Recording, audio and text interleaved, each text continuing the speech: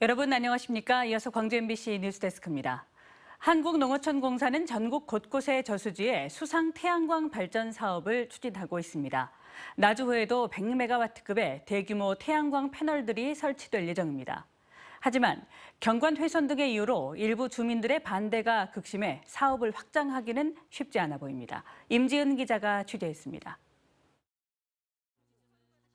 국내 최대 규모의 농업 용수를 자랑하는 나주호입니다. 수변을 따라 태양광 설치를 반대한다는 내용의 현수막이 내걸렸습니다. 한국농어촌공사가 나주호에 추진하고 있는 수상 태양광 사업에 인근 주민들이 반대하고 나선 겁니다.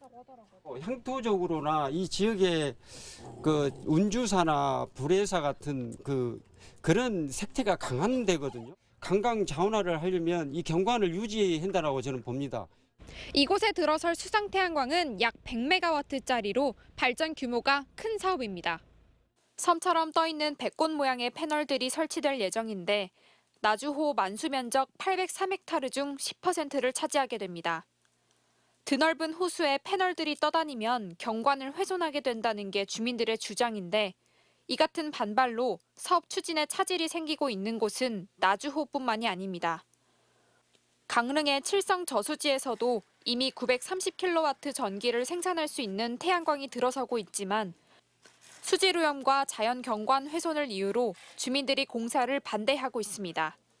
태양광 설치 주민들은 반대한다.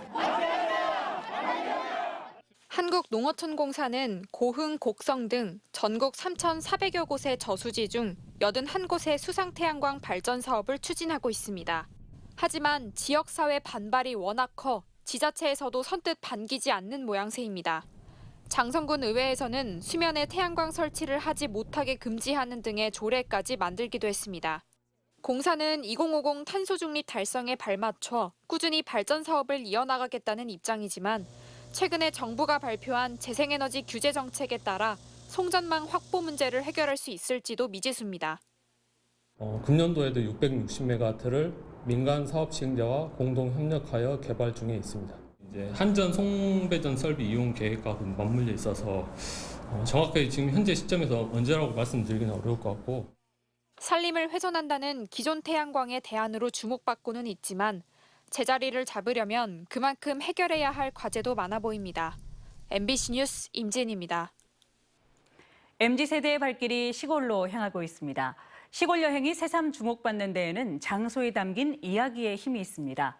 곳곳마다 간직하고 있는 따뜻한 이야기들이 새로운 경험에 낭만과 즐거움을 더해주고 있습니다. 김규희 기자입니다.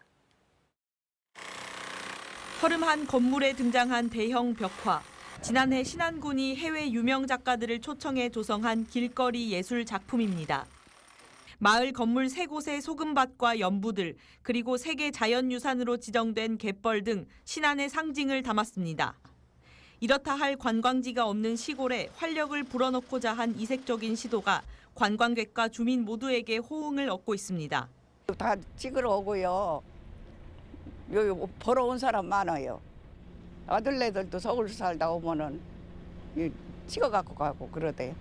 전에 그림이 없었을 때는 허전하고 뭔가 좀 그랬는데 그림이 생기고 난 후로 화려하고 그래서 더 보기 좋았던 것 같아요. 실제 신안군을 찾는 관광객 수는 지난 3년간 해마다 600만 명에서 700만 명으로 꾸준히 늘고 있습니다.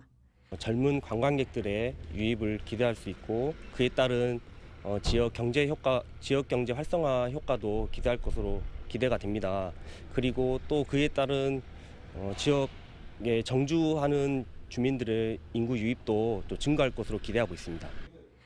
10여 년 전 문 닫은 학교가 물감과 나사, 드릴 등 온갖 공구로 가득 차 있습니다. 신안군이 지난 8월 지역 사회적 기업과 만든 창업 지원 공간으로 석 달 동안 대학생과 주민 등 100여 명이 다녀갔습니다. 폐교가 창업 공간으로 재탄생했습니다. 1층에는 작업실이, 2층에는 숙소가 마련돼 있어 이곳에서 일과 주거 모두 해결할 수 있습니다. 다음 해부터는 시골에서 휴식을 취하면서 근무를 하는 워케이션 공간으로도 활용할 예정입니다.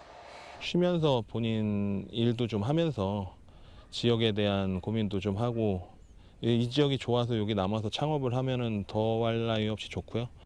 이렇듯 폐건물을 문화 공간으로 탈바꿈한 사례는 신안에서만 20여 곳, 관광객 등 오가는 생활 인구를 놓치지 않고 정주 여건을 개선하기 위한 다양한 사업이 시도되면서 신안군 인구도 지난해 3만 8천 명대로 늘었습니다.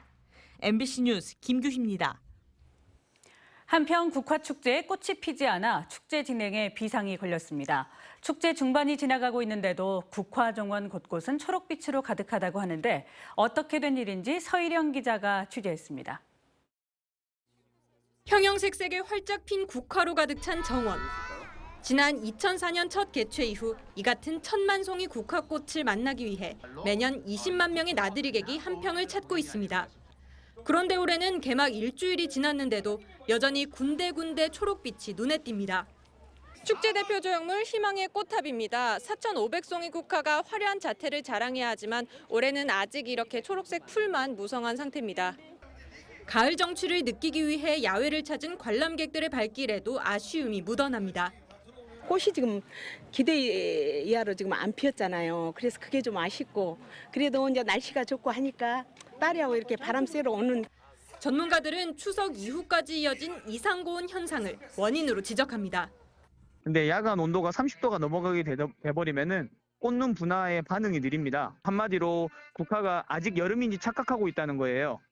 개화 시기가 보름가량 빠른 조생종 화단국화를 개발하고 매년 직접 길러 축제에 보급할 정도로 국향대전에 정성을 들여온 지자체도 당황스럽긴 마찬가지. 축제 개막 8일차 기준 개화율이 절반을 겨우 넘긴 상황에서 다행히 밤낮의 온도차가 10도 이상 크게 벌어지고 있어 그나마 가슴을 쓸어내리고 있습니다. 지금 전망하기는 이번 주 화요일경이나 국화가 만개할 예정이로 11월 3일 그 주에 오시면 국화가 풍성하게 보일 수 있을 겁니다. 또 국화가 늦게 피어난 만큼 11월 말까지 꽃을 피울 것으로 보여 다음 달 25일부터 진행될 비축제 야간 개장의 현 국화 조형물들을 활용하는 등 대책 마련에 나섰습니다. MBC 뉴스 서일영입니다. 전국 금속노조와 기아자동차 광주지부가 이주 노동자들의 겨울 나기를 위해 겨울 작업복을 전달했습니다. 금속노조는 오늘 오후 운암동 근린공원에서 조합 측이 그동안 모은 작업복 1,500벌을 이주 노동자들의 따뜻한 겨울 나기에 써달라며 광주 전남 이주 노동자 인권 네트워크에 전달했습니다. 광주에서 의료 봉사와 학술 활동을 펼쳐온 의사 5명이 무등의림상을 받았습니다. 광주시 의사회는 제34회 무등의림상 시상식을 갖고 지난 43년 동안 국내외 소외 지역을 찾아 의료 봉사 활동을 펼쳐온 양한모 이비인후과 원장과 이광열 수피부과 원장 등 5명에게 무등의림상을 시상하고 격려했습니다. 언제 어디서나 내 손 안의 뉴스. 광주 MBC 뉴스 유튜브 구독으로 함께하세요.